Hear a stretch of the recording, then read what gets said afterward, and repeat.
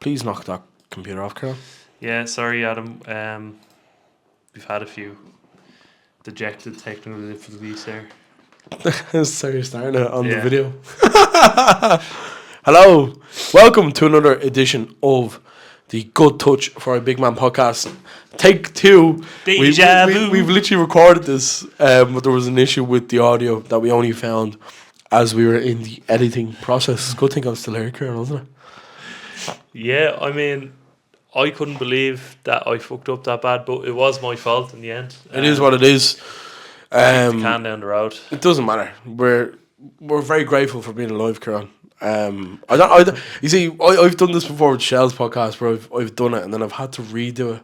Yeah. And I don't know where to kind of start and where to finish. Like, you know what I mean? Like, do we go over a whole thing? Do you talk about culture night again? Do you know, like, and do you know what? We might have audio recovered, so we may or may not release it at a later date, maybe in our best bits. Keep an eye out for that. Kieran, your weekend was good though. You went to see Slim Jim, James Shannon. We have to shout out the boys. We went out to Drake on Friday for culture night, and it was a live band thing. James was excellent, as always. And then on Sunday, Slim. I was with Adam Fahey and Indica band. Shout out to Adam. Good Shells man. A friend of the show. Friend of ours. We might actually get the boys on at some point. When they're releasing music, we'll get them on. Absolutely. Let them plug their shit and then we'll plug our shit in return. As we always do. I wasn't at either of those gigs. Apologies to the boys. I was in Galway on Friday watching Shells lose. Tough day at the office. Really tough night. Man, the drive back from Galway when you've lost the game. I know you wouldn't have had something like this, but it's so long and rambling. But me and Dave had a playlist put together, so we were okay. We chilled out. Had some Haribo Tankfastics. What's your favourite Tankfastic, Kieran? My favourite Tankfastic is probably the fizzy cola bottle or the fizzy cherry. I love the cherry. You love the cherry? Yeah, I love the cherry. What element of the cherry? The whole. How do I answer this question exactly? Like, what do I say? The checkmate, Adam. I've kicked you in the checkmate. We're only 3 minutes in. Thank God. But this is our second hour actually. Kieran, we'll start off, I suppose, the big talking point of the weekend. Manchester City 2, Arsenal 2. Had it all. Didn't it, to be fair? Had everything you'd want. It did, Adam, and it had great goals. It had good entertainment. I do think it was a case, and I was a bit more moanier in our first recording of this. It was very much a case of an overhyped, sort of saturated derby, in the sense where I do. It's not a real rivalry. No. I do think that Arteta, for all that he's won, he's very humble about it. If that makes sense. For all he's won.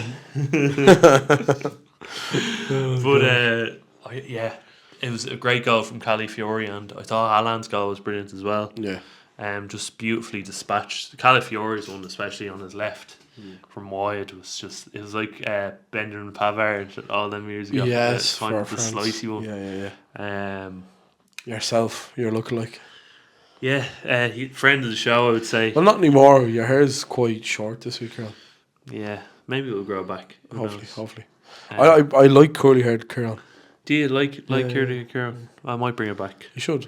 But yeah, a good game nonetheless. I thought not as good as maybe Gary Neville and Peter Drury make it out to be, but yeah, it was a really weird one because I did mention at the start, like, had it all, had everything you'd want in a big game. And we've had so many of these games in years gone by where it's been, boring, 0-0 jargon. In fairness, this did deliver. I think Arsenal showed real character, and I think when you look at that team from the years gone by, Arteta's been with them. They've always struggled in these games, and last year they got the better City in the Emirates. Away they drew. They got the better Liverpool in the Emirates, and away they drew. I still think they need a big away victory in one of these grounds, because it was something that Klopp had the ability to do. It's something that managers in years gone by, like Conte's done it in games for Chelsea, etc. So you do have to do it. For my money, you have to win these games away from home. And to be fair to them, they looked like they were going to. They, second half comes around and the last kick of the game, more or less the last kick of the game for City, they score. And I suppose it's typical Man City. But I think Arsenal can be impressed with themselves. I think they really put out a good performance. Trossard on the day gets sent off. Kieran, was it a sending off? Second yellow? I think it was. I think he barged into the back of him. No, that's not what he was given. It's given for him kicking the ball away. Sorry, this actually feels like deja vu. Yeah. Because we've already discussed this. But, And we did this in a much more angry manner. It was because he barged into him. No, it's because he kicked the ball away. We are very energyless at this point. But no, it was... That was like it was rehearsed, actually. Yeah. Yeah, no, I think it was a second yellow for Trossard. I think if you do this at any point in the game, you're 2-1 up in the game. Just silly. It's just absolute ludicrous carry on. And I expect no more from the mentality of Trossard. I do think if he was good enough, he would be starting for Arsenal. He was starting this game. I know he's starting, but that was based on injuries. To Saka, I believe, who was injured in the game, and Odegaard was injured. Odegaard, but otherwise he wouldn't be starting. I think if he had a bit more up there, he would be starting. Yeah. And maybe this would have been a different case. Do you think Arsenal hold out if he doesn't get sent off? Well, I was about to say if Trossard wasn't there and he doesn't get sent off and Odegaard plays, we could be talking about Arsenal winning this game. Yeah, well, first of all, I think it was a sending off. I think it was, like I said it before with Rice a couple of weeks ago, because, Rice got sent off for something similar. It's just idiotic play. You're on a yellow. Like, not to do these things. And the referees are clamping down on it this year. So, silly play. What's your opinion on Anthony Taylor taking a week off, actually? Did you see that? I didn't see that. He got well, actually, yeah, we'll just go into this because he got a week off from the PGMOL for giving too many yellow cards out in the Bournemouth Chelsea game. And I always think... He was a bit card happy, actually, wasn't he, in that game? I always think, refs, you do any job. You go to work, you're an electrician or something. Or, I don't know, you're a trade, you're a teacher, you're a bloody dentist, Where is this going? All I'm saying is, your higher ups, if you do something wrong, you're punished for it. Yeah, go on, take a day off, lads. Yeah. Take a day off. Is it almost like you're a fucking idiot? Is it almost like a suspension though, rather than a vacation, if that makes sense? I think it's more of a vacation. Is he getting any? Yeah. There's no details on whether he's getting a pay packet. Well, you would imagine he is. Yeah. Well, this is it, but I always think it's gas. Oh yeah, take the day off, Anthony. But to be honest with you, I wasn't aware of that, but I'm actually quite a fan of that, because I think if you do your job poorly, you should be punished in some way, shape, or form. I believe. Now, there's various reasons that go into it. Did he referee the game poorly, Chelsea Bournemouth? I don't know if he did, looking back on it. But they've obviously gone, you've done a bad job here, so see you later. Yeah. And I don't disrespect that, to be fair. I don't either. I just think it's hilarious, take a day off. You did a terrible job. If I was Andy Taylor, oh yeah, cheers lads, I'll go to the Bahamas. Yeah, 100%, yeah, off you go. It was a second yellow for Trossard though. It was a second yellow, and we seen what happened towards the end of the game. Obviously, you alluded to it already. They conceded in the last minute, and I just think this happens time and time and again for Arsenal. They're always the fucking bridesmaid, never the bride. Yeah. It's like, oh yeah, we pushed City to the 98th minute in the Etihad. So this was part of my thing about their mentality or lack thereof. So come towards the end of the game, Ray is like catching balls in the air, and I've been in grounds where you're clinging on, and like I've been in like Dundalk the other week. I said to you, El Paso, it would go out for a Shell's throw-in, and we would celebrate it like a goal because you're clinging on to what's left of the game. So we do get it, but these are also top professionals in the top league in the world, and these are acting like a Sunday League team, celebrating Ray catching the ball, and you're like, lads, come on, you're playing the best team for the last half a decade. Yeah, if not more. Like, just relax, get the game over, and then move on from there. and they don't. And City score, and look, we probably were 30 seconds away from one of the best defensive Premier League displays in history of the Premier League. But also, I just think this Arsenal defensive style, Tony Pulis-esque baloney. I think they're massively overhyped, massively overrated. I don't see them win the league this year. Yeah, that's my take on the whole thing. Yeah, I'd agree with that. And it's not often we agree on much, Adam, but I do think that Pep has infused the style of Arteta, and he kind of shaped Arteta into the manager he is. Yeah. And then Arteta goes, he copies Pep's style for 2 years, and he's probably copied him again in the sense where he's gone with 4 centre backs. Yeah. But I do think he's turning. He is reading up on the book of Mourinho and the dark arts the last year or so. 100%. And he's becoming more defensive minded. And maybe it is the route to go. Maybe it is bring back the dark arts, bring back the defence, to beat Pep. But does he have the quality to do it? Strength and depth wise, does he have the bench to do it? I don't think he does. For what it's worth, there's more than one way to skin a cat. And I think resources... Have you skinned the cat, Adam? I've never in my life. No. But I think there's ways of doing it. I think there's reasons why you do it. Yeah. Like this Arsenal team, there's been billions spent on this team. There's no reason why they should be playing how they're playing. I don't think. Billions? Well, has it been billions? That's close enough, yeah. Or millions, sorry, yeah. Like, there's many ways this Arsenal side could line out and play style-wise, and they don't. And it just baffles me. I don't get how Arteta can line the side out as defensively as he does. Resource-wise, they've so many players. Chelsea, similar in attacking way, have been playing attacking football in Maresca. Another manager who applied his trade under Pep. Yeah. So why? I just this way Arteta's playing. I think it's boring. I think it's desperate. Would be my way of describing it. Desperate. Yeah. For a league title winner. And like I'm saying this as a Shells fan, and we tend to play, an offensive, a defensive press or whatever. And we kind of play a similar style. But we don't have the resources that Derry and Rovers have, for example. Do you know what I mean? We definitely have quality players going forward as well. And as I say, there's more than one way to skin a cat. And I probably look cheeky saying this, but I think with the resources Arsenal have, I just don't understand the football they're playing. That's all. I do think with Arteta, you're always going to come up short. If you are playing, there's no way of kind of copying Pep and beating him at his own game. And I think he realises that at this point. What does it say? And he's kind of adjusting. But I just don't see this Arsenal team winning the league. It's just hard for me to envision that right now. You think they're good enough? Good enough to win the league. I think they were good enough 2 years ago and last year to win the league. This year, I'm not too sure because I think they might have hit a brick wall up front. They're a bit toothless going forward, for one.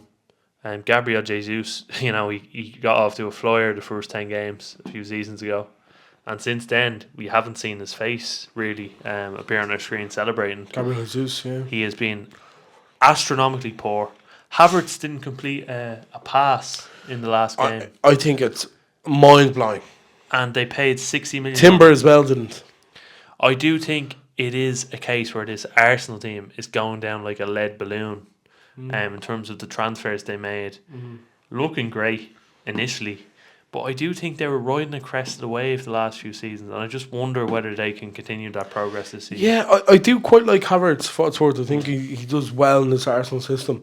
Jesus is a really funny one because when he came in, I think he got a few goals early on, did very little after that. And when he was scoring in his first season with Arsenal, it was like, this is what Arsenal needed, a clinical goal scorer. Gabriel Jesus has never been a clinical goal scorer. He's not a clinical goal scorer for Arsenal, and he'll never be a clinical goal scorer. I think that's part of the issue. Yeah. You look at Man City, Haaland, 10 goals already.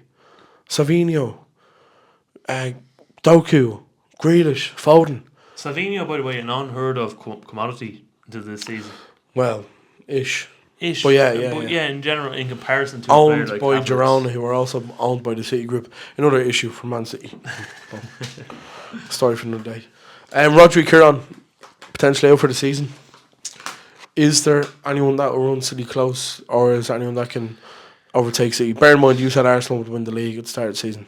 Yeah, to be honest with you, Adam, I can't see it right now with this Arsenal team. I thought Arsenal would come up a bit more with a few more ideas on the table this season, which I haven't seen so far. I think they're playing the same kind of relying on Saliba and Gabriel too much, who are terrific, by the way, no doubt about it. And their back four and their goalkeeper are good. But no, I can't see it. I can't see it. I think City fit win the league. I think Chelsea might push. I think Liverpool might push. Chelsea look very good under Maresca. And Liverpool, to be fair, look a bit better under Slot than last season, I would say. They're a bit more balanced. And both getting wins this weekend. I just think, just for what it's worth, I know we're slating Arsenal and we have been. Yesterday's performance was really good, up to a point. But I just think you have to win those games to become a league champion. And when they did it last year against City at the Emirates, we all thought that they could do it. We all did have that opinion. It was like, it might be their year. This is early on. Like, it's early on the season. I think they need to lay down a marker. And they did in the first half. And you could argue Trossard ruined it for them. I don't know. Yeah. In terms of Rodri being injured, I think, I've said this from the start, I think we'll be the ones close to City. And anyways, Chelsea, I'm still not convinced. I'm not going to give Nick Jackson too much stick because he scored 2 good goals this weekend. West Ham are really poor, which I think helped Chelsea in a way. Lopetegui's lost his dressing room. So it's a very interesting dynamic that Chelsea are going to have for the rest of the season. I don't know if they will be up there. I still don't. I think they'll be higher than 11th. Pretty clear. Shout out to Dave Dunwoody. Chelsea will finish higher than 11th. I hope that makes you feel good. I'll play some Sabrina Carpenter for you if you want. But I don't think Chelsea will be up there. I think it'll be ourselves, Arsenal, City. I still think that they'll be 1-3 teams in the league. And for what it's worth, by the way, we did discuss in more detail. Yeah, I could see it in there when we were bringing it up. You were just like... Yeah, because it was such good. We had such a great Salah debate. We had such a great... the West Ham debate. Kind of... We were discussing Lopetegui in detail and how he's kind of losing the plot. And we'll try recover the audio. Don't worry, we'll try. And how he was, he's kind of had a historical past of losing the plot with various teams, Spain, Madrid, Wolves, and I think he's lost the dressing room West Ham again. And we did go into detail about, the likes of Salah and his output, and it was such a great debate. And unfortunately, we lost all of that great debate, Adam. Yeah. Isn't that such a shame? It is what it that is. I didn't turn on my microphone. Thank you for that. Forget about this audio issue. Moment of the weekend. Moment of the weekend has to be Calafiori. Well, one of them was Calafiori. The other was Nick Jackson's brace, and I think Nick Jackson is a terrific player. He's the second best striker in the league. Most goals behind Haaland since May, by the way. For what it's worth. But yeah, he's not a good striker, so he's not good. He's not good enough for the league. But 2 great goals from him on the weekend. So yeah, I don't think Man City would have Jackson ahead of Haaland. So put it that way. Well, he'd get into Man City's team, I'd say. He will when they're playing in the Championship. Fuck off. My mom to the weekend, I have to go with Nunes' goal. It was good seeing him back in the start. He takes a fair amount of stick, so I think when he scored, he was very emotive. And I was happy for him. I do like Nunes. I don't know if he's quite good enough. Like I've went to bat for him many times, and I do really like him. But I don't know if he's an out goal scorer. So you're bringing up these kind of false precedents. Like I really really like Nunes. I love like Nunes. What is it? What is it about that says he's a good player? I really really like him. Well, he has good stats. Again, his goals and assists last year in all competitions were quite good. All right. And I do think he's a decent player. All right, I don't know if he's like, we're looking at a Chelsea player here, Fernando Torres. I think when he was bought, the idea was that he would be that style striker. And unfortunately, he doesn't have the finishing ability that Torres had. So I do like Núñez. I think he's a good player. I would love for him to succeed at Liverpool, and I was happy with his goal. So that's my moment of the weekend.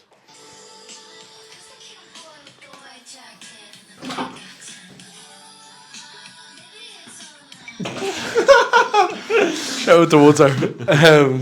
And Sabrina Carpenter, I suppose. Right, Kieran, we're going to move on to a segment that we call Get It Out. Get it out. A shout out to Alberto Moreno. Shout out to Ben Casey's sister as well. Yeah, shout out to both of them. Yeah. Gary Vav, getting us on the way, says, if Chelsea were to sell Nicholas Jackson, how much would he be worth? 999 million. Same answer as I did the first podcast. Adam's not too happy about that. But he's priceless. It's not that I'm not happy about it, right? You were saying he's priceless, right? I know you're very tired, Adam. I guarantee, man, you flip and flop like the fucking night and day. Flip and flop like yes, Jurgen you Klopp. do. You go from one extreme to another. I'm telling you now, Jackson's gonna let you down at some point this season, and you're gonna be like, get him out. So, but Adam, that's the beauty of football, and I have every right to be that way. And anyone who has a problem, they can try and stop us putting out this podcast, but it's not going to be successful. Anyone who has an issue, an attempt to censor us, maybe. Yeah, not hope. But Jackson is a terrific striker, and by the way, I'd say between 35 and 40 million. By the way, all right, more non-penalty goals than Isak and Salah since he joined. Brilliant. That's all I have to say. Yep. How many trophies has he got compared to Salah last season? How many trophies has Van Dijk got compared to Wes Brown? Sort of argument you're making. So hold on. You were telling me Nick Jackson is the Virgil van Dijk to Mo Salah's Wes Brown. Is that what you were saying? Maybe that's what I am saying. Oh, fucking hell. Gary says, art of football, the goats of football related clothing. I do like them. I do quite like them. Unofficial football clothing, but they have got partnerships with certain clubs. I prefer DHK, Adam. Why? Because the products the little on there. fucking sweatshirts and... Hold on a minute. What? Don't be so derogatory. That's where they come from, man. The working conditions are probably terrible, like. The working class people, I call them. Jesus, wet, man. This is terrible, like. Can we even put that in? Gary says, oh, Jesus, Gary, this is a loaded question. €500 classic football shorts voucher. What are you buying? Please research on the website. Bloody hell, man. We have to go onto the website to research. I'm not going on to the website, right. Gary. Sorry, we probably will do this question at full at some point. Gary. But one football item that I want that's expensive at the minute is a Supreme t-shirt, the high-end kind of fashion brand. I don't have many Supreme products. Shout out to Carl Brennan because he does. But it's Diego Maradona wearing a t-shirt that says no to drugs. And that's on the t-shirt. So it's a t-shirt on the t-shirt. That's what I want. But do you agree with that sentiment? Gary says 3 football related items you would save from your house if it was burning down. I'd save... I wouldn't save that anyway. It's a calendar with Raheem Sterling. Yeah, sure. It's very floppy. Here you go. Just like him. Pause. Fucking shite. What else do you pick? So you're taking your Raheem Sterling calendar. I never said I'd taken that. It's just a calendar over Raheem Sterling as well, which is so weird. No, it's not. It's so weird. It was bought for you for Christmas. No. It's him at England, Man City, Liverpool, Chelsea. It's such a weird. Arsenal now. I'm after updating it for you there. Do you know what? I'd actually probably save that picture of me and you. And I'd You did not say this on the first record. I'd save this poster actually. Yeah, it's a bit weathered. 2011, 2012. Stereo won the Champions League. I would take this shells. Hold on, pull it up here. It kind of looks like Atlanta, the other team. It does. Pull it up. I would take this Shells and Zurich scarf from the Conference League. That's a good memory, isn't it? Yeah, I was. Well, this was in Talca, and that was my first ever commentary in the UEFA Europa Conference League. So that's why I would take that. Right. I would take my Liverpool jersey with a Rigi on the back of it from 2019. And much like you only set that picture because I said this in the original record. No, you're trying There's to a picture of, turn me into a bad person. There's a picture of me. One doesn't exist anymore, by the way. Motherfucker. There's a picture of me, Gary Valve, and Dave in San Siro on my mantelpiece. So I take that as well. They'd be my 3 items that I'd take care on. Yeah. Gary says, should Arteta be strapped into a seat in the dugout? Yeah, potentially. He's a bit of a... I don't really like Arteta, Kieran, to be honest. I think a bit like this derby in general. And we said it numerous times before. He needs to win a trophy. He needs to win something. Because it is kind of shaping like a superficial derby. The Arsenal. The Arsenal City derby. And we had Bernardo Silva coming out, and I said it in the first podcast, we had Bernardo Silva coming out and saying that the difference between the Liverpool City derby and the City Arsenal one is Liverpool try to win the game for 90 minutes, whereas Arsenal don't try and win the game. They kind of play negative football. And I hate to agree with Bernardo Silva, but he's right. The proof's in the pudding. Yeah. And Arsenal had 22% possession in this game. And that might have something to do with the extra man, of course. But I don't think Arsenal have a winner's mentality. I really don't. I don't think they have edge. Maybe not. And I think Liverpool under Klopp with Van Dijk and Fabinho and Salah and Alisson as the kind of spine of the team, they had that because they won trophies. And Mane. It's very easy to go into games like this with that attitude of you're going to win because you've done it. And Arsenal and Arteta haven't. So I think Arteta's a massive poser, to be honest. Jer says, was Aaron Burr justified in taking out Alexander Hamilton? Kieran? I have no idea what this means. I've answered this question the last one. And I'd like to formally say that I haven't a breeze. If that's related to history or... Jer was at Hamilton the musical. Oh, that's probably what it is. Yeah. Did he enjoy it? Hopefully not. Alton says, will today's jerseys be considered as cool / fashionable as today's retro kits in 20 years? I think in our society today, what's old is new. So that's why retro kits are as popular as they are now. And I suppose in 20 years' time, what we have now will be considered as retro jerseys. Will they be as fashionable or as cool? I don't know, because a lot of them are template jobs, and I wouldn't say they would, to be fair. Yeah, I just think to differ from the answer I said in the first podcast, just to freshen up a bit, I do think that a lot of the merchandise, the club merchandise as well, has become capitalised and almost used for profit. For a club's purpose. Not that it wasn't before, but I do think there was some sort of purity to the jerseys back in the day, in the way that they didn't cost as much for one. The club wasn't solely dependent on jersey profits to sustain itself. Whereas now, obviously, with the American ownership and the capital investment into football, it has since changed. And I just think these jerseys, they're kind of, as you say, makey-uppy jobs. Whereas back in the day, they had some sort of, I don't know, character to them. Yeah. And maybe that's what made them what they were. And it's, but this, and I think what's weird now is, because their jerseys are seen to be fashionable and cool, clubs try to make retro jerseys. Yeah. And I think just make jerseys that are modern.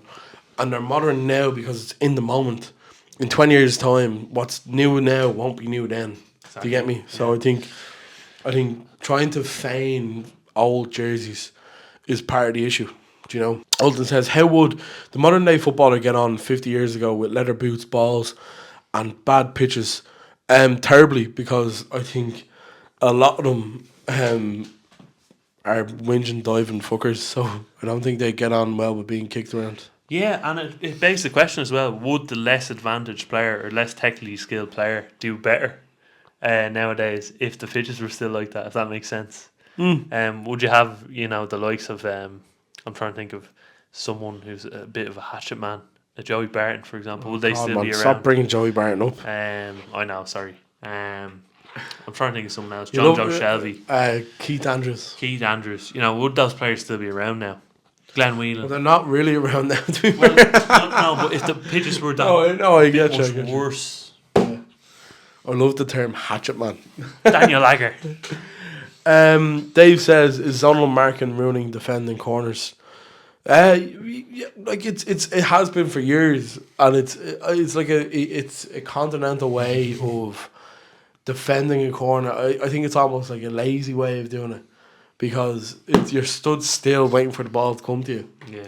Or I think in a lot of these situations, like Gabriel does it really well, because, like, for example, yesterday in the Arsenal game, he runs through everybody to get to the ball. And Roy Keane actually made a point of it on Sky, and I found it very interesting. He's like, Ederson should be doing what Gabriel is doing, but attacking the ball the other way. And I couldn't agree with it more. Yeah. Because Ederson has the ability to use his hands. It's not illegal for him to use his. He can punch that ball if he wants. And Roy Keane was saying, like, when he was playing the goalkeeper behind him, they would essentially say, if I'm getting this ball and I have to go through you, then I'm going through you to get the ball. And I think that's gone in football. I think the art of a contact sport is gone. Maybe. Do you know? Yeah, good And point. it was a good point. But yeah, I think zonal American, not for me. I think there's better ways to defend the set piece. Yeah. And we had this debate before, Adam. You were saying you'd go through me. Well, this is the point I was making. Like, if we were defending the corner, right, the likelihood of, so I think it was Haaland was at the front post, and Theo Walcott was like, "But why don't they just move him to the back post?" And then someone said, "Well, if they move him to the back post, then Arsenal just take the corner to the front post." And essentially, the problem here is Haaland is stood stationary, and Gabriel is running like full on, and irrespective of height and dexterity or whatever. If I'm running towards you, even though you're taller than me, like I said about Ederson, I would jump through you to get that ball. But I don't think you would, Adam. I think I would. No. I think I have the speed and jumping ability to win a ball over your head from a corner. I would prevent that from happening at all costs. I don't think you away would. a penalty or I don't think it was. This is hypothetical, man. We're not playing a game, but I would go through you to win a ball from a corner. I'm just putting it out there. Yeah, well, I think it's a shit point. Alton says, We are waning here. who would be in your Mount Rushmore of footballers and managers? I'm going to say Klopp, Origi, Salah and Van Dijk. Awfully boring. Yeah, well, we're supposed to pick good I'm footballers. going to say Giovanni Trapattoni, Why? Glenn Whelan, Terrible. Oh, what a feeling. Joey Barton, and Kevin Davis off Bolton.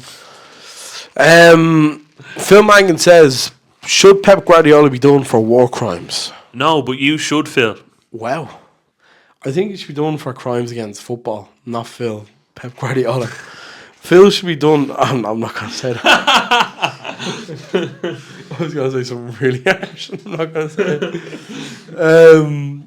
Phil says, watched Married at First Sight this week. Thoughts on marrying a stranger? Terrible idea. Like, Would you ever do it? No, obviously not. Well, no, I wouldn't. Well, when you think I about nearly it- considered it there. No, I wouldn't. But when you think about it, No, I wouldn't do it. when you first meet someone, Technically, your potential. you yeah, are marrying okay. a So, stranger. yeah, I was about to say, technically the person you are marrying was once a stranger to you. Yeah.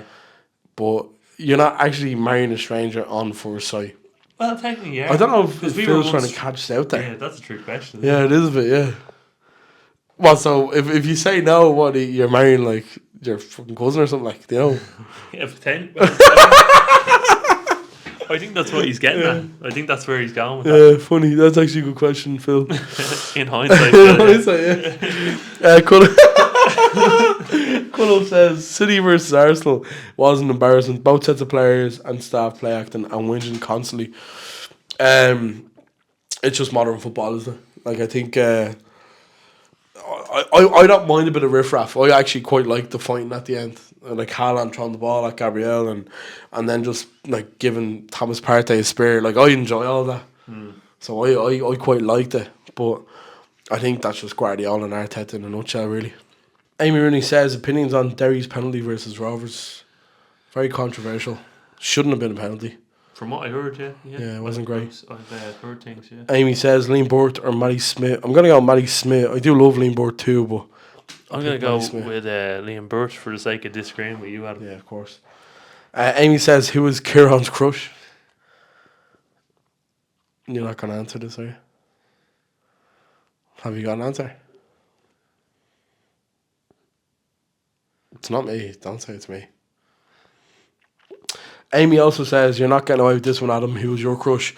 And my answer to you, Amy, is your fiance, Stephen Downing. It's almost like I love Downing. It is. I've literally said this. Sham Galvin says, thoughts on double ply toilet roll versus triple ply? Jesus Christ, man. I remember this question. Yeah, I do, and I don't want to answer again. Double ply, I suppose. Well, I said it depends on the quality of the toilet roll. I'm going to say that again. That depends on like the amount of ply, I imagine. So if it's triple ply, it's What's quite good. ply? It's the amount of fucking pieces of paper in the roll. Oh. Yeah. I thought you meant... Double ply is 2 pieces of paper, triple ply is 3. I thought ply was when you fold it in half and fold it again. It could be. I don't know the semantics of wiping arses other than my own. Well, I'll quadruple ply in that case. He says, not a question, just a statement. Pats are a safe bet to win the league next season. No, they are not. I would say that Stephen Kenny refused the job in Iran very recently. And Iran or Inch Cork? neither. Okay. I think says- Iran's better though. He says, what are your thoughts on Shels doing their best to bottle the league? I don't think anyone wants to win this league, to be honest. The form suggests that nobody's consistent enough at the minute. Maybe Obviously, it's all a since bet we've left. scab for the FAI. I would hope it's not. For the sake of football. In terms of bottling it, Sham, I don't know if I like look at. And the thing is, when Shell started the season, and I've said it before, you get into this position, you're like, oh, we never expect to be here. But when you're here, you really, really want to win it. And the way football is now, people are going to be like, oh, if Shells don't win it, it's going to be like, oh, Shells bottled it, yada, yada, yada. Shells probably shouldn't be in this position to begin with. Do you know what I mean? So, I said it last week about Derry Rovers. If they were to win it, I would not be surprised. But Shells are in a great position to do so now. And for my sanity, I hope they do. But what I class as a bottle job, I don't know. I fucking hate terms like that in football, generally speaking. But Are you that's bottling just it as well? Are you really bottling it if everyone else is bottling it around you? You know what I mean? It's one of them. We'll end on Phil Mangan's question. He says, bucket list destination. Bucket list destination. Was it a different question last time? Or am I gone mad? No, that was it. That was it. Right. I'm going to say Bruges, Phil. Oh, for the love of God, not this again. No. I'm going to go... My favourite places I want to go now are Tahiti and Hawaii, Adam. Wow. Honolulu, Hawaii 5-0. Yeah, you said this actually. I think that's really interesting because I met someone from Hawaii today, from Honolulu. Were they good vibes? They were fucking great vibes, man. Like really good people. Yeah, It's the sun. and they were nice. It is the sun. I'm a firm believer, and I think that's why a lot. No, I can't say that. But yeah, I think the sun has a major factor in people's moods, generally speaking. What's your dream destination? Buenos Aires in Argentina, or Montevideo in Uruguay. I want to travel South America. That's a big thing for me. I want to go watch football over there. I want to watch Boca Juniors. Weirdest jersey because it's like a Boca Juniors jersey. Well, as long as you have your wits about you, Adam. Yeah, have you been there? I have been. You've never been to South America, so you don't know. I have been. You've never I been. said this on the last podcast as well. You've never been. I've been to South America, Adam. You haven't. And We'll leave it there. So, for our well, have you got something else to say? I said on that note, we'll announce our tour of South We're America not going in South America. 2025. We're not going South America. We were going to shake on this in the last podcast. We're No. definitely not doing it now. Thank you for listening to the podcast this week. A much more condensed podcast. Check us out on YouTube, TikTok, Spotify, Instagram. Give us a rating as well if you could. That'd be great. Yeah, it helps out a lot with the algorithm and such. Sponsorship. Yeah, so if you are on the podcast, for example, if you're on the feed and you're looking through various episodes of the podcast, if you're a first time listener, for example, and you've listened to more than 50 minutes of this, you can leave a rating. So that would help a lot. And obviously follow the Instagram, the TikTok. The TikTok especially. If you're listening to the podcast now, follow the TikTok. Because the TikTok is, right now, struggling to hit the algorithm. And to be honest with you, I'm putting a decent effort into these videos. And if you could go or follow the TikTok, help us out a bit. And, just have a great week. Yeah, and be grateful for what's all around you. The sun's going down a bit sooner these days. So do take time to check in on your friends and family. Look after them. Look after yourself. We'll leave it there so. Thank you very much for listening. Grazie mille.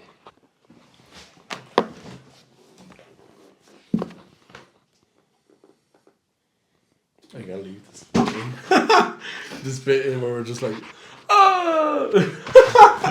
Where is my mind?